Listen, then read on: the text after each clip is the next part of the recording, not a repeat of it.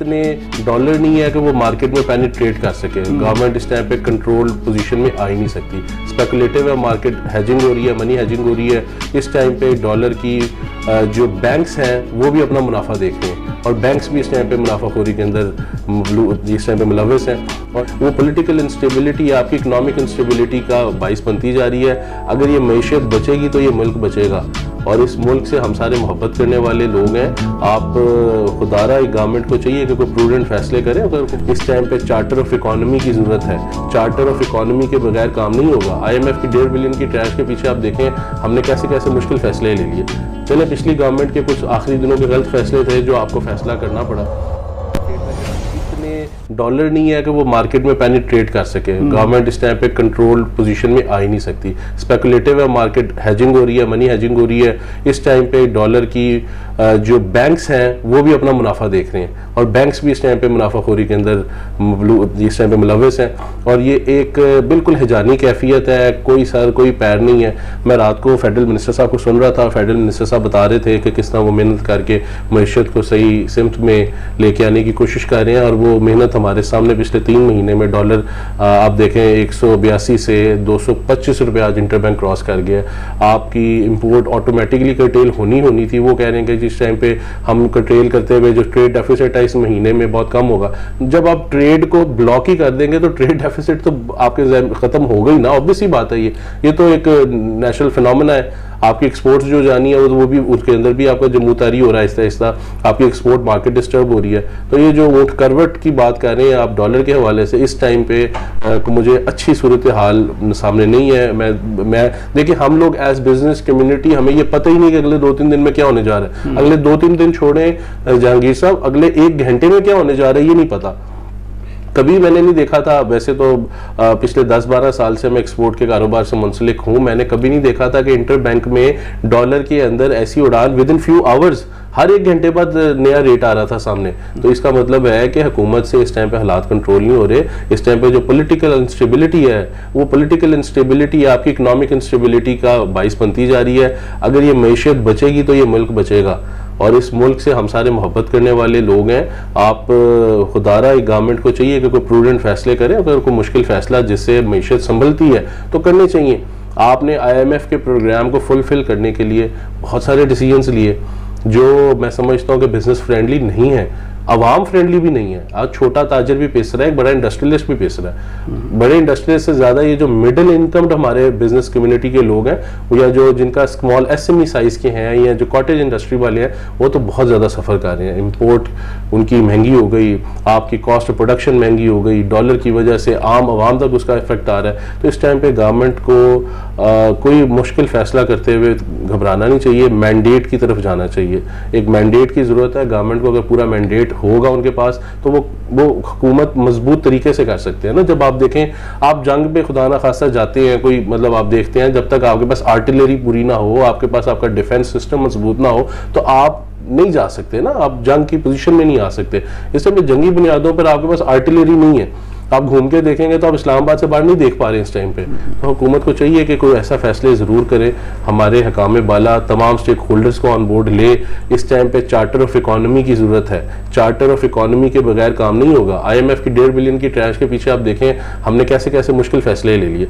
चले पिछली गवर्नमेंट के कुछ आखिरी दिनों के गलत फैसले थे जो आपको फैसला करना पड़ा। ये लंबी स्टोरी है। मैं बहुत सारी बात कर सकता हूँ इस टाइम पे। बिजनेस कहाँ पे रुकता देख रहे हैं इसको? डॉलर जो है वो कितना और जो है बढ़ेगा?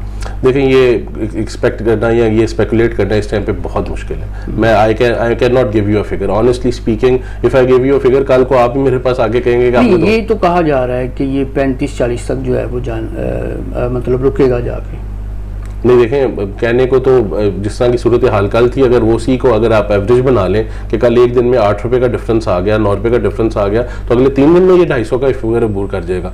मगर बात ये है कि इस टाइम पे बहुत सारी पेनिट्रेशन की ज़रूरत है मार्केट के अंदर। रात को वज़ीर ख़जाना साहब कह रहे थे कि ये स्पेकुलेटिव मार्केट की बेसिस पे, जब स्पेकुलेटिव होती है ना और सप्लाई कहते हैं सप्लाई का कोई इशू नहीं है। अगर सप्लाई का ही नहीं इशू है तो स्टेट बैंक ने चैप्टर 84-85 के तहत आपने बैन क्यों कर दिए? तमाम जहाज खड़े पड़े हैं, शिपमेंट्स तैयार खड़ी हैं पोर्ट के ऊपर, लोगों को डॉलर्स नहीं आप रिलीज करेंगे वो अपनी शिपमेंट्स क्लियर करवा सकें।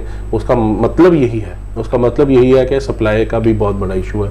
हम जो एक्सपेक्ट कर रहे हैं अपने दोस्त ममालिक से, टोटल जो एक पैकेज है $12 बिलियन का, जब तक वो मटेरियलाइज नहीं होगा तो डॉलर नहीं संभलेगा। एक सिंपल सी बात है। ये जो आप कह रहे हैं कि स्पेकुलेशन की बेस के ऊपर डॉलर जो है वो अपना हाथ से निकलता जा रहा है, जैसे ये वज़ीर ख़जाना का बता रहे हैं, तो इनके पास तो बहुत पावर्स मौजूद हैं, तो ये मतलब क्यों नहीं एक्शन लेते कि मतलब आप देखिए कि अगर डॉलर जो है वो उसको कंट्रोल किया जाए तो आप ये ऐलान कर सकते हैं कि इसको हम 160 रुपये पे लेके जा रहे हैं।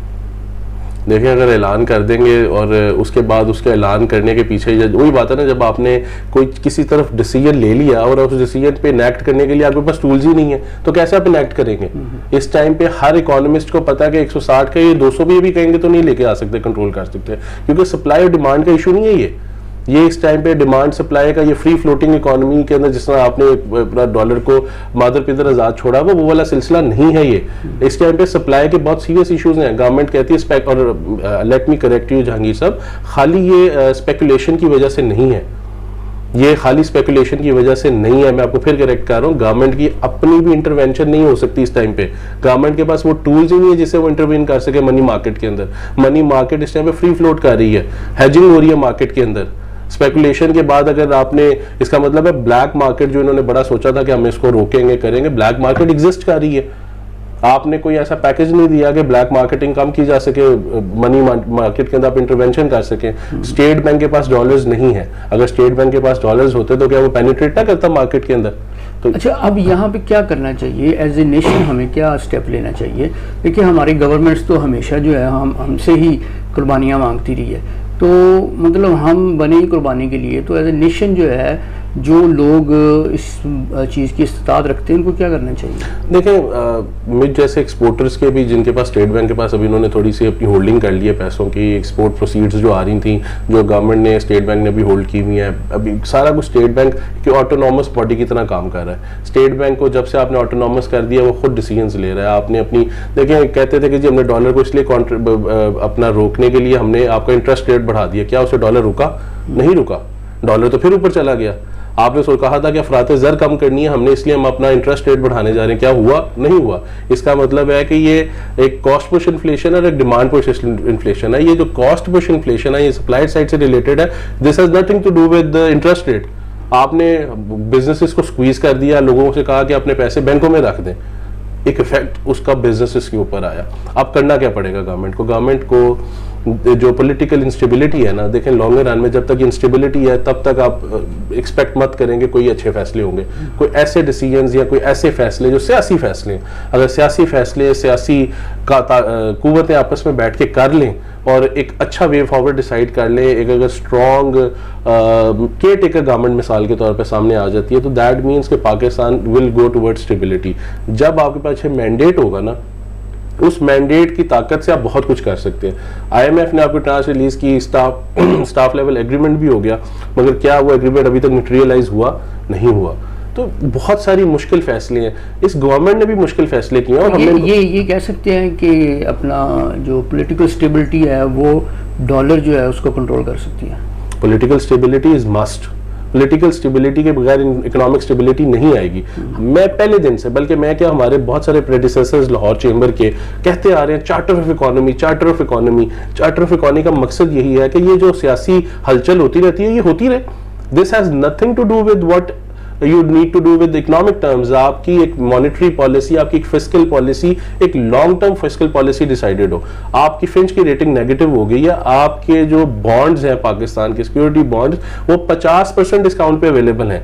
ये बहुत बड़ा इंडिकेटर है कि पाकिस्तान खुदा न खास्ता एक बहुत बदतरीन माशी बहरान से दो चार है। मैं बिल्कुल होपफुल हूँ, let me be very straight on this, कि पाकिस्तान इंशाल्लाह श्रीलंका वाली सूरत हाल बिल्कुल फेस नहीं करेगा। हम लोग इससे बहुत अल्लाह रहम करे दूर है और हमें अल्लाह अपना करम रखे हमारे पे, मगर हम तेजी से उसकी तरफ बढ़ें। हमें फैसले करने पड़ेंगे, मुश्किल फैसले मुश्किल टाइम पे किए जाते हैं और अब वो मुश्किल फैसले करने का वक्त आ गया।